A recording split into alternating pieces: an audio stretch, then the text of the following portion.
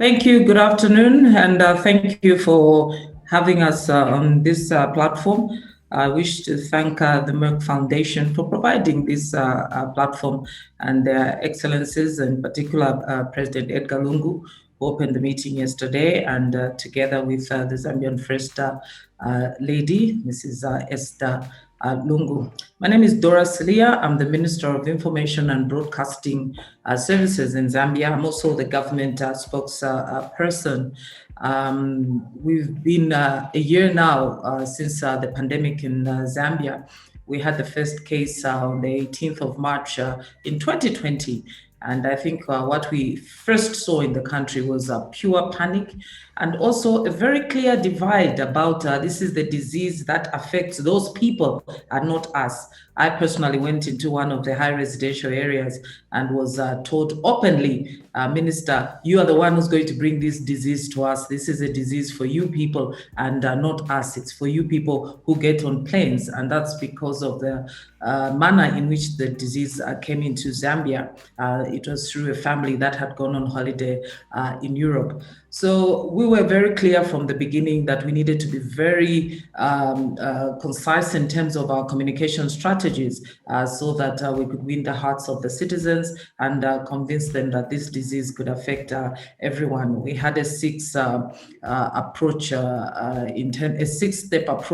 in terms of our communication strategy, beginning with awareness, beginning with making sure that we provide accurate information, that our communication is honest, that it is timely, and also to ensure that we show people that we, the leaders ourselves, care and that we will take action and respect the citizens. Since the first case in March last year, for the first 3 months, His Excellency the President was doing a press brief to the nation every 2 weeks.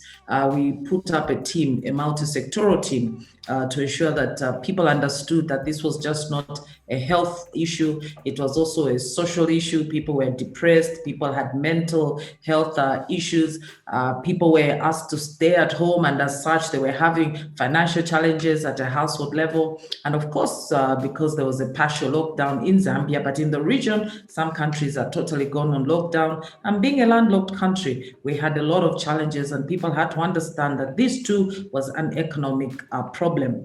The challenge was how to communicate all these facets of the COVID pandemic to the nation up to the household level. What was important was for us to communicate with one voice and to be indeed the first to communicate about the pandemic.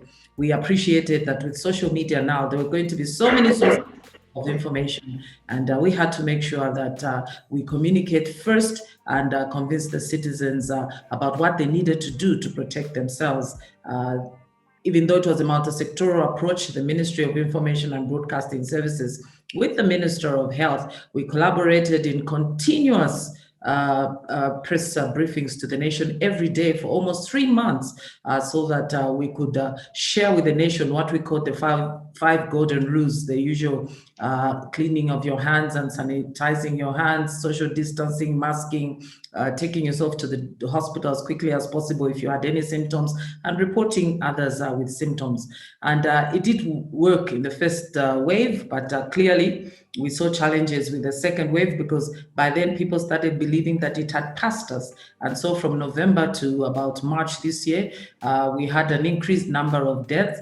And again, we had to get back to the basics to convince the citizen that this disease was with us. We are now in the vaccine stage. I publicly got vaccinated myself yesterday, and we still see an uphill battle in terms of communication. What my colleagues were talking about on the platform, once again, that no, the vaccines, there are vaccines for Europeans and Americans and different vaccines for Africans, that what is in these vaccines, the confidence issues that all these vaccines are being produced in Europe and America, not in Africa.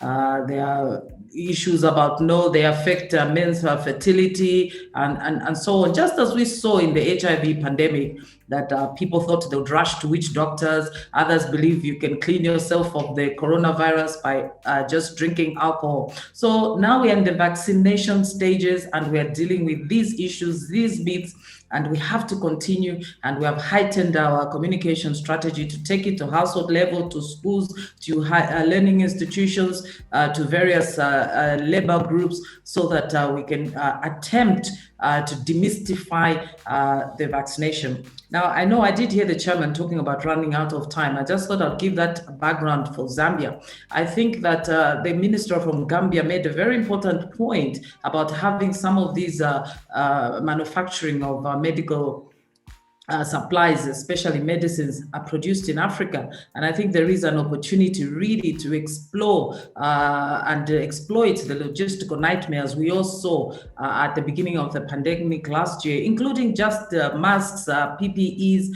and testing equipment. So I think that even at a regional level, we have to really, going forward, exploit this. And I think this is part of the bigger communication strategy to get Africans to believe in themselves, to avoid the myths around pandemics and other diseases as we've seen in the past.